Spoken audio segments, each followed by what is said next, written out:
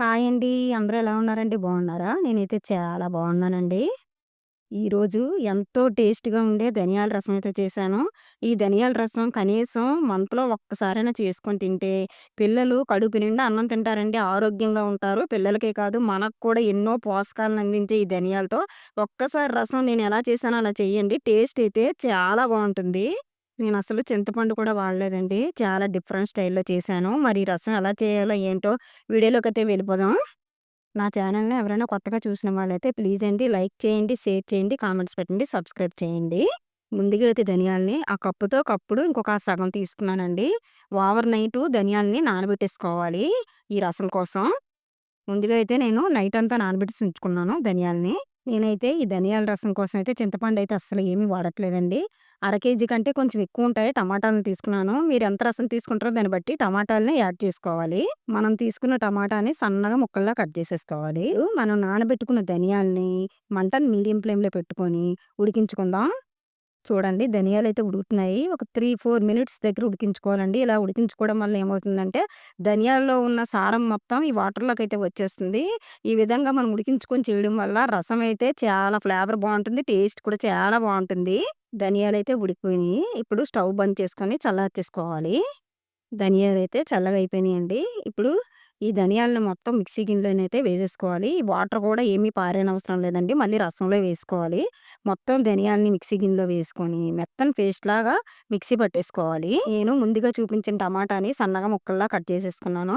ఇప్పుడు మనం బౌల్‌లో వేసుకొని మొత్తం టమాటాని మెత్తగా ఉడికించుకోవాలి.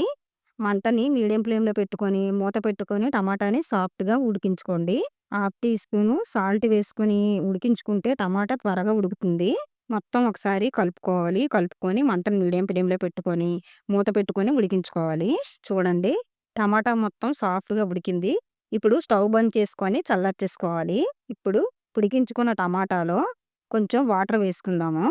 ఇప్పుడు టమాటాని బాగా చేత్తో స్మాష్ చేసుకోవాలండి. మొత్తం జ్యూస్ అంతా వాటర్‌లోకొచ్చేయాలమాట.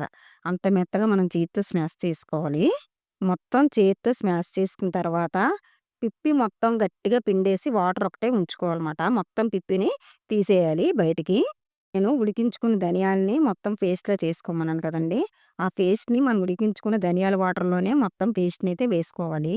ఇంకా కొద్దిగా పల్చగా చేసుకోవాలండి. కొంచెం వాటర్ వేసుకుందాము.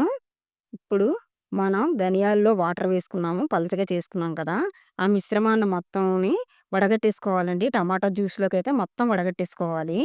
చూడండి ఆ జాలిపోయిన ధనియాల వాటర్‌ని మొత్తం గట్టిగా అదిమేసుకుంటే అందులో ఉన్న మొత్తం జ్యూస్ అంతా కూడా ఆ టమాటా జ్యూస్‌లోకైతే పడిపోతుంది. ఒకసారి మొత్తం గరిటెతో మొత్తం కలిపేసుకోండి. హాఫ్ టీ స్పూను పసుపు వేసుకోవాలి. రసంలోకి సరిపోయినట్టుగా సాల్ట్‌నైతే వేసుకుందాము. కారం కాస్త మాత్రమే వేసుకోవాలండి. మరీ ఎక్కువైతే వేయకండి.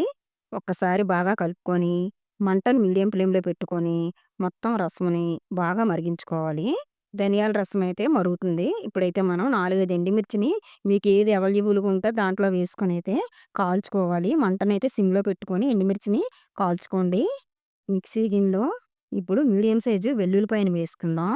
కాల్చుకున్న ఎండుమిర్చిని వేసుకుందాం. 3 పచ్చిమిర్చిని కూడా వేసుకుందాం. పెద్ద టీ స్పూన్‌లు అండ్ హాఫ్ ఉంటదండి. జీలకర్రను వేసుకోవాలి. చూడండి ఇప్పుడు ఈ ఐటెమ్స్ మొత్తాన్ని కూడా కచ్చా పచ్చాగా మిక్సీ పట్టుకోవాలి. ఎందుకంటే మనం ఈ ఐటెమ్‌తోనే మళ్ళీ తాలింపేస్తామండి. మనం వేసుకున్న వెల్లుల్లిపాయ, ఎండుమిర్చి, పచ్చిమిర్చి కచ్చా పచ్చాగా ఉంటేనే పోపులో మనకు బాగా కనబడుతుంది. మన నోటికి కూడా తగులుతుంది. రసం అయితే మొత్తం బాగా మరిగిపోయింది. ఇప్పుడు తాలింపైతే ప్రిపేర్ చేసుకుందాం. ఇప్పుడు తాలింపు కోసం అయితే నేను పాన్ పెట్టుకున్నాను. ఓ 2 టీ స్పూన్‌లు ఆయిల్ వేసుకోవాలి.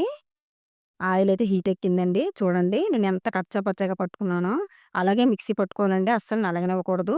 ఇప్పుడు ఈ పేస్ట్ మొత్తము కాగుతున్న ఆయిల్‌లో అయితే వేసుకోవాలి. మంటని మీడియం ఫ్లేమ్‌లో పెట్టుకొని, మనం యేసుకున్న పేస్ట్ మొత్తం బాగా ఏగాలండి. ఫ్లేవర్ పైకొచ్చేంత వరకు ఏగాలి. మనము యేసుకున్న పేస్ట్ బాగా ఏగిన తర్వాత కొంచెం కరివేపాకునైతే కలుపుకోండి. కలుపుకొని కాస్త కరివేపాకు కూడా ఏగించుకోవాలి. మొత్తం బాగా ఏగింది. ఇప్పుడు మనం మరిగించుకొని ఉంచుకున్న ధనియాల రసం అయితే వేసుకుందామండి. నేను రసం వేస్తుండగానే మంచి ఫ్లేవర్ వస్తుంది. చాలా టేస్ట్‌గా ఉంటదండి. ఎండుమిర్చి ఏయించుకొని మనం మళ్ళీ పోపులో యేసుకుంటున్నాం కాబట్టి టేస్ట్ అదిరిపోతుంది. మొత్తం పోపుని ధనియాల రసంలోకైతే వేసేసుకుందాం. ఎంతో టేస్టీగా ఉండే ధనియాల రసం అయితే రెడీ అయిపోయిందండి. నా ఛానల్‌ని లైక్ చేసి, షేర్ చేసి, సపోర్ట్ చేసి నా ఛానల్ ముందుకు తీసుకెళ్ళండి. Thank you.